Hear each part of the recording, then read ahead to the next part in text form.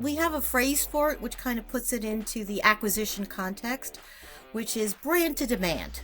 If you're doing awareness, it still has to be on the continuum to a sale or to a demand, right? So branding in and of itself isn't really even just branding. It is meant to drive that user to demand and then to an actual lead. Sometimes they go straight from awareness to a lead. That's awesome. But most often, particularly in B2B, that's content centric. They go from a brand moment that solves a problem to a demand moment where they're kind of like, okay, these people know what they're talking about. Let me poke around more, to an actual lead that can go sent off to the sales team.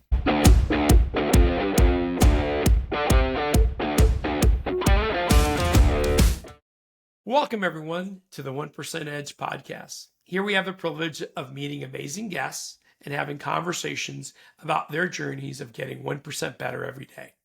Today, we're talking about cracking the acquisition code for B2B companies, especially given all the changes in the ad tech world. And to help us out with today's topic, I am honored to have Judy Shapiro, CEO of Topic Intelligence and Engage Simply. Judy, did I get that right? Thank you so much. I'm delighted to be here, Carlos. The B2B acquisition is near and dear to my heart. I've worked a lot in the tech space, so I'm excited to share and have this conversation. Awesome. All right. So for our listeners to help out, because they might be dumb like me, let's just start out with, help us understand, what do you mean by acquisition for B2B companies? You bet. Acquisition in its most basic sense for B2B has two flavors to it. One is demand generation, meaning you get people to raise their hand and say, I'm interested in something you're doing. Maybe not buying. And then you have lead generation. I'm interested in buying something from you. Those are intersecting, and they can sometimes overlap. But the need for demand generation and lead generation is what I define as acquisition marketing for B2B. And so let me get straight. So part of it is awareness, right? Just getting more awareness of my product, our company, and what we do. And the other part is really lead gen, demand gen. Hey, I don't want them just to know me. I really want them to raise their hands and want to stand out. So then now I can put them into our marketing campaigns and sales funnel. Is that right? Yeah, we have a phrase for it, which kind of puts it into the acquisition context, which is brand to demand. If you're doing awareness, it still has to be on the continuum to a sale or to a demand, right? So branding in and of itself isn't really even just branding. It is meant to drive that user to demand and then to an actual lead. Sometimes they go straight from awareness to a lead. That's awesome. But most often, particularly in B2B, that's content centric. They go from a brand moment that solves a problem to a demand moment where they're kind of like, okay, these people know what they're talking about. Let me poke around more, to an actual lead that can go sent off to the sales team. All right. And earlier, before the podcast started, we were talking about why does traditional ad tech, why does it need to change? Like what's going on in the industry? What's the problem that people are facing these days that's making it even harder for B2B companies to get that awareness and lead gen? Great question. And it's something that really struck me as a problem years ago. So before I even started this company, I was doing demand and lead gen for major technology companies, AT&T, Bell Labs, Computer Associates, and so forth. And there's only so many emails you can push out. There are only so many events that you can really monetize. There are only so many ads you could put in relevant publications. And yet it always felt unsatisfying. It always felt as though I was always chasing, a subject line. I wasn't chasing customers. When ad tech kind of emerged, at first, I'll be honest, I was like, what the hell is this? And I wrote a lot for Ad Age. And I would say 50% of my Ad Age articles was like, how is that supposed to work? So I talked, for instance, about traffic verification, which is a big part of ad tech. How do you know you're getting real people? And the problem is traffic verification companies actually get paid on a CPM. They have no interest in reducing the amount of bad traffic. They get paid on it all. Right. And so ad tech has three fundamental pillars that each one is a problem for B2B. So let's start with number one. Number one, it's the idea of scale media buys. This is how ad tech makes its money. This is largely captured in the programmatic ecosystem. But you're not buying 1,000 CPMs, 1,000 users. You're buying tens of millions of CPMs, tens of millions. For a B2B, who needs that? Who needs a scale media buy? They just don't. Issue number two. The second pillar is what I call surveillance, meaning they're tracking everybody. So in any kind of digital, the default is to try and find the right people to get an ad in front of. Mm-hmm. In B2B, that is usually problematic, and largely because I could be the security person who's running a Linux system. My title is never going to come up as somebody important enough to track, but I'm the one making decisions about what to do from a security point of view for my infrastructure. So tracking individuals is just misaligned with how you have to sell to a B2B organization because it's a team sport. Rarely are any major sales done with just one person, a CIO or the CTO saying, yes, we must do that. It doesn't work that way. Right. It's just more of a team exercise. Sometimes the practitioner will be surfacing an opportunity. Sometimes they'll get a thou shalt, and even then the team has to figure out if that's even going to work. So that's the second. So we start with scale, then we have surveillance, then we have the third issue, what I call brand safety. In B2B, it's a particularly difficult problem because your ad could be against content that is either irrelevant or downright damaging to the brand because you have no control over where those ads run. Now, unless you're buying direct media, which is antithetical to how ad tech works. Ad tech wants to do everything automated. There is what's called a DSP, which is the demand side platform. That's what advertisers use. Then publishers have their side of the ecosystem called supply side, SSPs. And so those two are doing a digital dance. Rarely is a human involved in any of this. But when you're running for B2B, you got to know where the ads are running. You got to know what it's running adjacent to. You can't just throw it out there and hope it works out because the topics are so specific. So those are the three main issues: scale, surveillance, and brand safety. And that's where ad tech, in my opinion, fails B2B.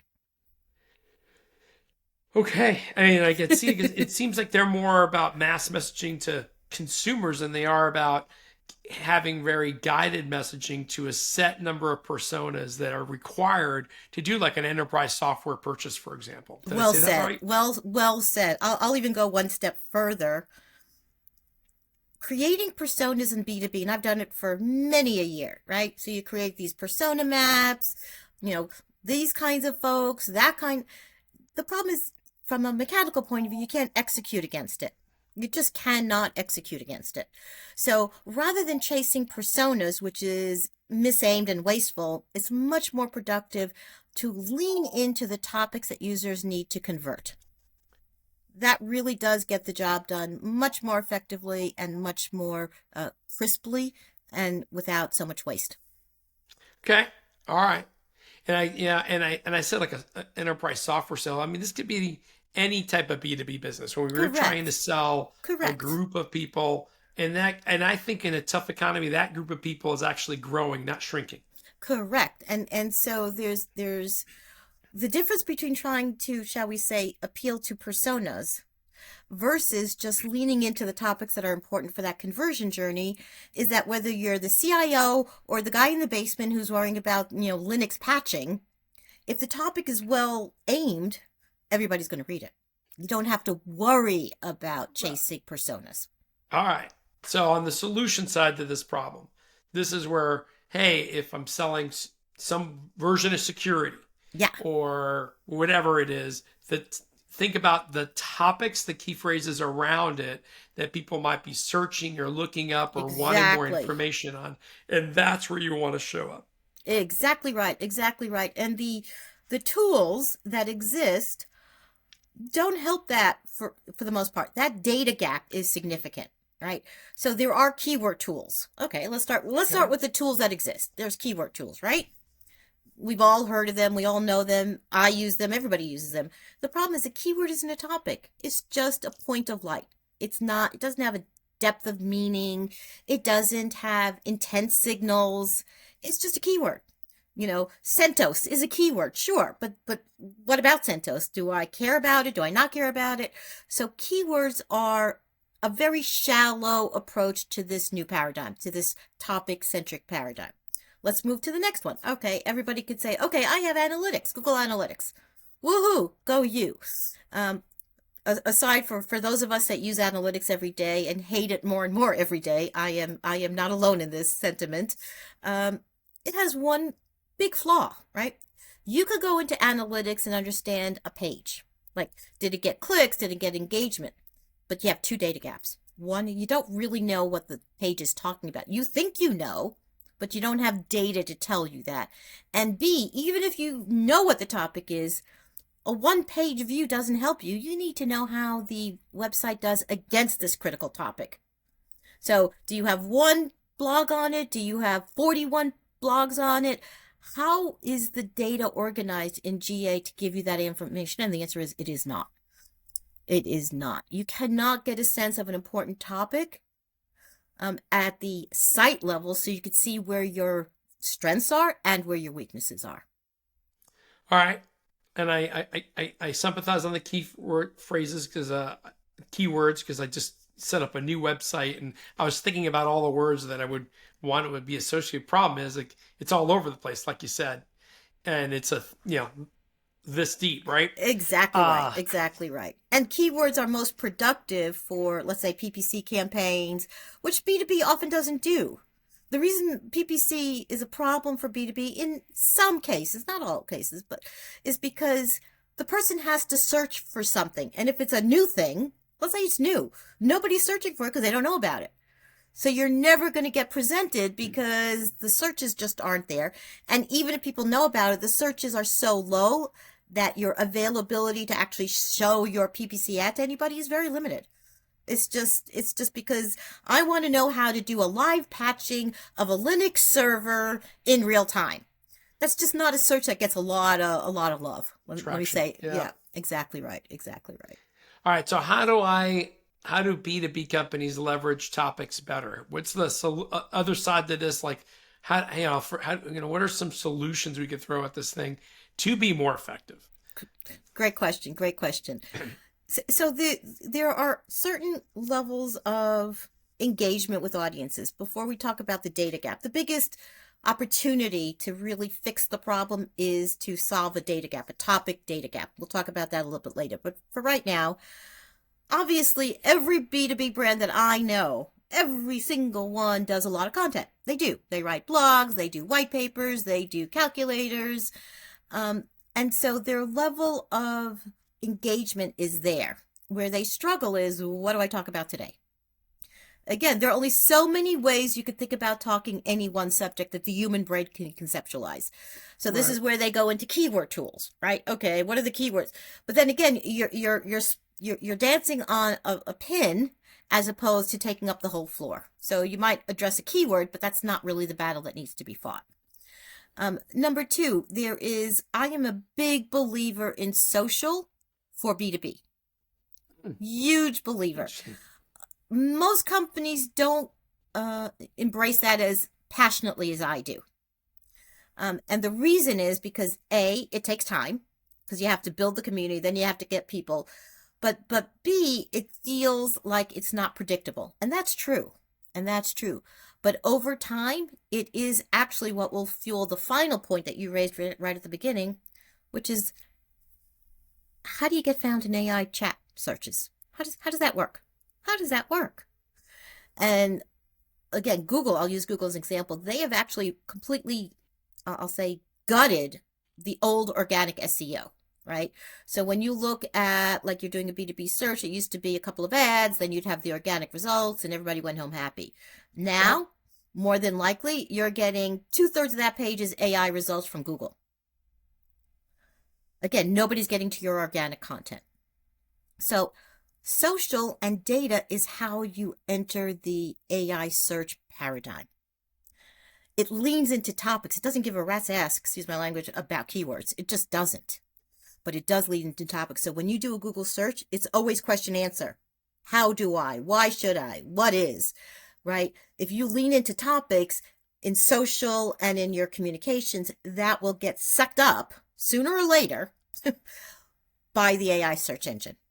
So well-aimed topics solves the demand problem. It solves the lead gen problem. It gets you higher in the consideration for AI search. So let me sure. So one of the conclusions I got, that rightly or wrong, so you got to correct me if I got it wrong, Yeah, you bet. is leveraging social around these topics to Exactly. gonna get more impressions and get more visibility and starting to be Exactly. seen as an expert for that topic area. Is that right? Perfectly said. And Okay. and again, initially people get very like, well, I don't have, they think they're going to be measured on how many followers or reactions. Who cares? In this context, you just want Google to see it. You just want the AI search engines to see it. See you. So they're not going to, they have no link between a post that is answering a question and how many people react to it. They don't care. They're just seeing the content as content. So it's very intimidating for the B2B folks. Like, yeah, but I don't think anybody's going to engage. I'm like, don't worry about it. Just don't worry about it. So a social post might be how to solve XYZ problem. Here's our white paper. Okay. That's what will Thanks. get hoovered up by the AI search engines. I'm not trying to be the influencer of Linux patching. I'm just trying to provide information around, for example, Linux patching. Exactly right. Exactly right. Exactly right. Another more dramatic tool that we use for particularly niche kinds of brands, because it just takes a while for anybody, we do something called an authority site. It is typically detached from a brand site, like from a commerce site, and it takes a topic and dives real deep. And because there's no commerce going on, right? Google just loves those. They absolutely love those. I'll give you an example from years ago, just to some of the audience may remember a website called CMO.com. And it was that website that really was trying to explain how to get through this digital transformation in marketing. Mm-hmm. Few people knew initially it was actually done by Adobe. They were the ones that actually did it. And again, once they got the job done, then they put their branding on it, then they just took it down. So an authority site is meant to be highly valuable to audiences, and that makes it highly valuable to Google. All right. When you say social, and I guess it depends on the B2B, but what social, is there specific social platforms you try to, I'm assuming that if I'm selling security, Facebook may not be the best place, or Exactly Instagram right. might not be the best place to be social on. But So Reddit certain, is. But Reddit is. So Reddit again, is. that's where the individual business has to kind of make some decisions. Obviously, LinkedIn is a good one, right? But remember, walled gardens Yeah. don't index so quickly. So Twitter, LinkedIn, Reddit less so, Facebook, these are old walled gardens. They don't, they take the data in, but they don't let the data out. So this Ah, is why you need a diversity of channels. Sometimes some media like Stack Overflow has their own community, so you could participate in that. Reddit does a little bit better. It does much better in being discovered in organic search. churches. Facebook, let's pretend Facebook did make sense. I'm not saying it does, but let's pretend for a minute. They're a walled garden. I know if anybody out there has done a search on themselves and they post all the time in Facebook, you're never going to see an SEO result for them from Facebook, because it's a walled garden. It doesn't go out. So you need that combination of, again, you want to serve your community. That's always first and foremost in social. And really think of it from the community perspective, not your perspective, not what you're selling, not what you hope to sell, Right. not what's important to you, but hey, there's a problem we all have. Here's how we approach it, right? But that's why things like Reddit is a great one. Some of the publications that are geared for B2B are also have community forums in them. I'm also a big fan of participating in forums for big trade shows in their category. So trade shows, it's not that you have to go there, don't even have to present, but if you're part of the trade show, so they almost always have a digital version where you could just kind of, eavesdrop. Participating in those big trade show events, that is discoverable. That is discoverable. Okay. I do a lot of posting on LinkedIn, and you're right. It's just within LinkedIn and their little algorithms. It doesn't, just because I get impressions there doesn't mean I'm getting them elsewhere. Yeah, I'll give myself as an example. So I do use LinkedIn more to share what I see going on, not about what I'm doing. But if you, let's say, looked up my profile on SEO, you would see my Twitter feed top of the page. So Twitter does get out there. It does. It's just harder to give it a solid B2B twist. But it can Twist be to it. done. It can be done. So Twitter's a good one for SEO. Reddit is pretty good. LinkedIn has some value, not so much. For me, the way we get the most bang for our buck in terms of just getting out there is we created an education site called the Trust Web Times. Again, it's not about selling me. It's like, here are the issues. Like, I call the whole cookie kerfuffle. I called it the cookie kerfuffle and I could see this coming 3 years before everybody else because I could see the way they were doing it made no sense. They were tracking it and just calling it something else. Or I called it, old girlfriend in a new dress. That's literally what I called it. Years before it became obvious that they had no intention of stopping tracking. What they were interested in doing is preventing anybody else from tracking, right? Hmm. That's what they were really interested in doing, and it fell flat on their face. So now, all of a sudden, the whole idea of killing the cookie is kind of like a non-issue anymore, or the issue with traffic verification that I mentioned earlier. They have no interest in making it a healthier ecosystem. Their interest is scoring as much traffic as they can because they get paid on a CPM basis. Mhm. A clear conflict of interest. A clear conflict of interest. Again, 5 years ago, I said, that doesn't make any sense to me. So, what about using some of the same white paper content across multiple platforms? In other words, have it within a Twitter account, a LinkedIn post, and maybe your own Exactly. topic website that you have sitting out there that's very A sociable. blog is good. The one thing that I find too many B2B folks still do. So if there's one lesson to be taken out of that, if you have valuable content, do not gate it. The instinct is gate it so people have to give their email, Right. right? Don't do that. First of all, if you gate it, then nobody else can see it, including Google. So you have that problem. And number two is if the white paper isn't satisfying what they thought they were getting, now you got a piss person. I gave up my email for nothing. Nothing. Yeah. Because they Don't feel they gate had it. to barter to get it. Exactly. Don't gate it. Sometimes if they, at the end of a white paper to learn more, or here's a calculator. So typically if you have a wonderful white paper, you put some kind of what I call continuity engagement tactic, right? Hmm. Do you want to get more emails on this topic? Here's a calculator. Again, I'm using the example of Linux just because it's top of my mind. How much money would you save if you use this tool because you don't have to shut down your system to do the patch update? And you could do, how much money would you save in time, materials, and headache? So that's how you get a white paper to help move that person along that conversion journey, that topic conversion journey. All right. So you mentioned it earlier, but more and more people are using AI to do searches. Yes. Right. I mean, even myself, I just find it, hey, I mean, I'm in here already. Why don't I just ask? Now, problem with AI, it's trying to give you the answer, not the answers, unless you specifically ask, like, give me the top 10. Any advice there? Yeah, this is an issue for our times. This kind of goes beyond B2B. One of my favorite artists is an artist who is no longer alive, but I think he died in the 1950s, maybe a little later, called Escher. Mm-hmm. Everybody knows an Escher picture because it's one of those impossible buildings. You kind of can walk in, but you can never walk out because the Right. stairways Like the go. stairs that seem to flow, but they don't go, you can't get out of Exactly, exactly. So once you enter the land of an Escher print, you can never leave. And that's the conundrum for AI because, you do an AI search, right? And on the bottom says, verify the results. Well, how the hell are you supposed to do that? Now you have to go to another AI tool or just go back to Google, which is, then what have you done? So there's no verification. There's no trust layer in AI right now. it. Um, that's a human issue. Again, deep fakes, manipulated images. There is a whole range of human issues around AI. I want to be optimistic and say it'll get addressed, and I do think it will.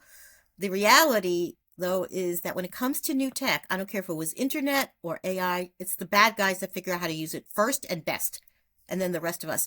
Okay, here's a question. Who was the first best user of internet in terms of advertising? I don't know. Porn. Porn. Porn.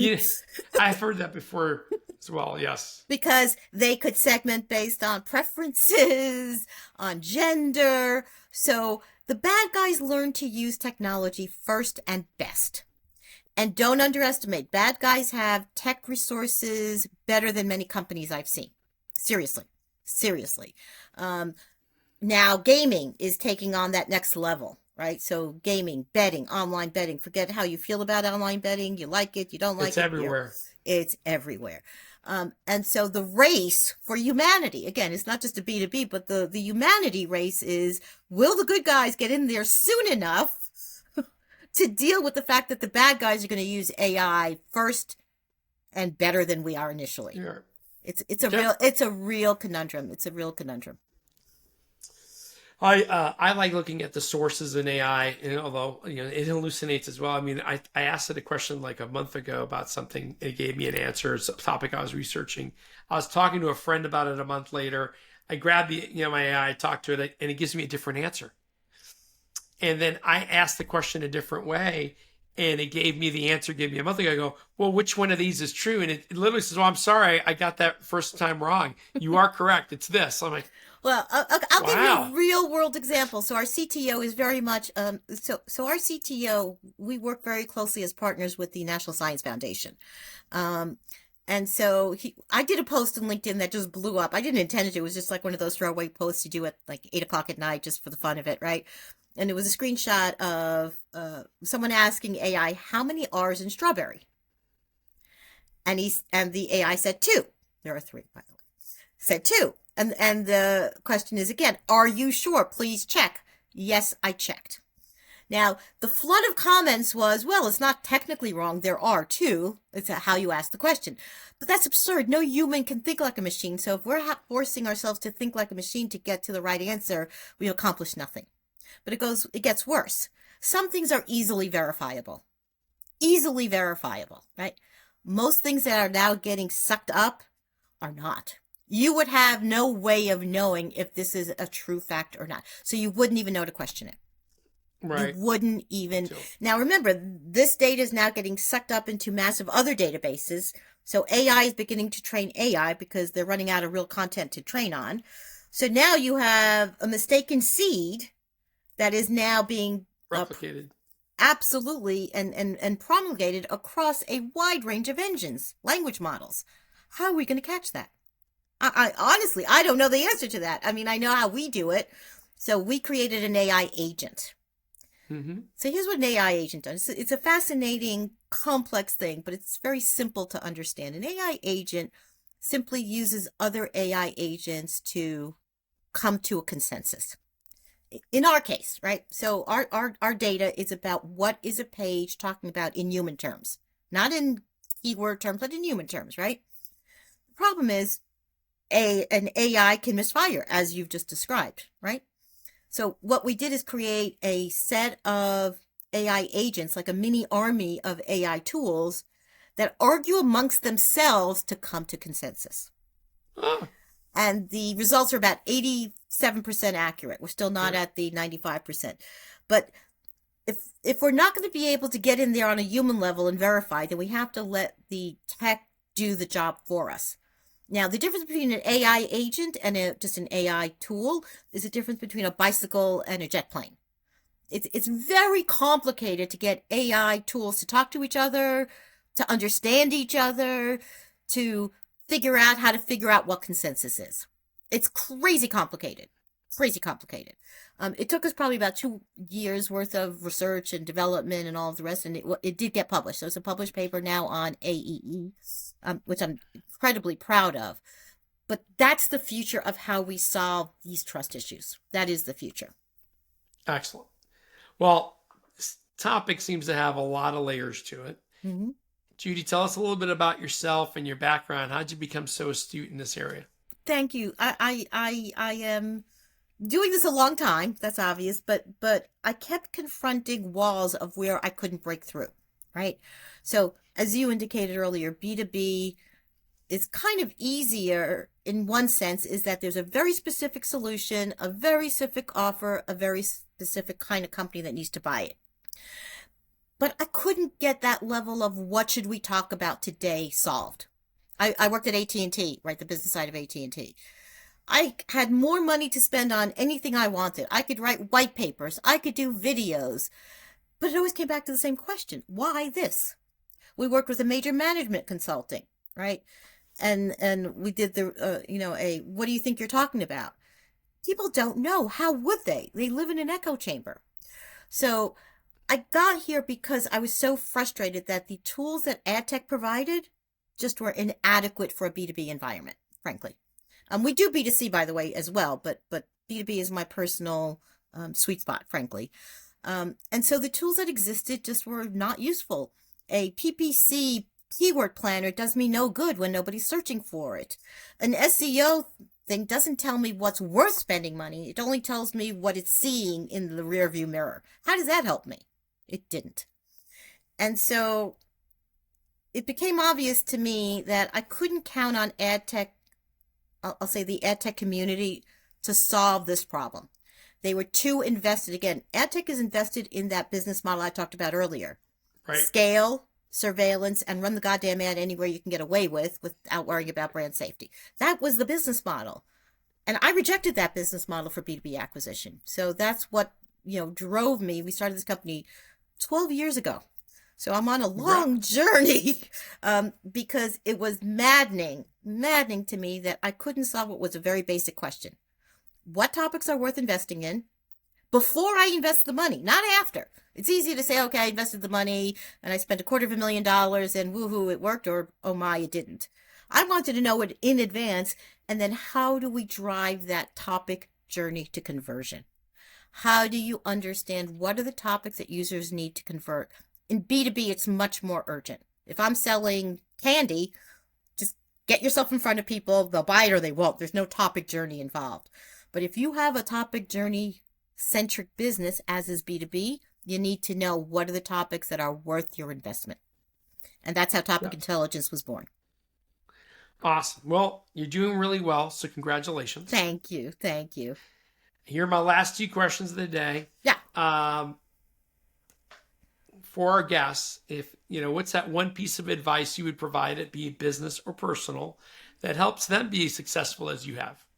I love that question, and I hate that question because it depends on my mood. Like sometimes I'm in a really down mood, and I'm like, oh, I don't know, just keep going. But for me, the real answer is stay curious and stay open-minded. There is too much of a tendency to lock and load. You know what you know, and after that, kind of the rest of the world just buzzes around you. And I understand that tendency. You have a job to do, too many things to do, not enough time. But you must stay open and you must stay curious, because the technological opportunities are only beginning to present themselves. It's going to get more interesting and more difficult. So if you can maintain that sense of curiosity and open-mindedness, you can then at least bring into the organization those things that which can make a difference and build business. Excellent. All right. And Judy, if people want to get to know you better, get a hold of you or your companies to engage, what's the best way for people to reach out to you? I love LinkedIn. It's the easiest way for people just to reach out. Topic Intelligence is our data company. Engage Simply is our services. So some brands want us to take the data and actually implement it in ad campaigns, SEO, that kind of thing. And we do that too, but those are kind of independent of each other. But Topic Intelligence is the foundation. And then after that, brands could use it themselves, as we have some companies doing. We also service them as needed. Excellent. Well, Judy, thank you so much for spending time with me today. I really appreciated it. I enjoyed this. Thank you for the chance. I really am grateful. You got it. All right, everyone. That does it for today's episode, or this week's episode, I should say. Please find us on your favorite platform. And if you got any value out of our conversations, I ask you to take the time. We would greatly appreciate if you just comment, subscribe, or simply tell a friend. Until next time, I wish you all nothing but the best success. Bye, Carlos. Bye, everyone. Thank you.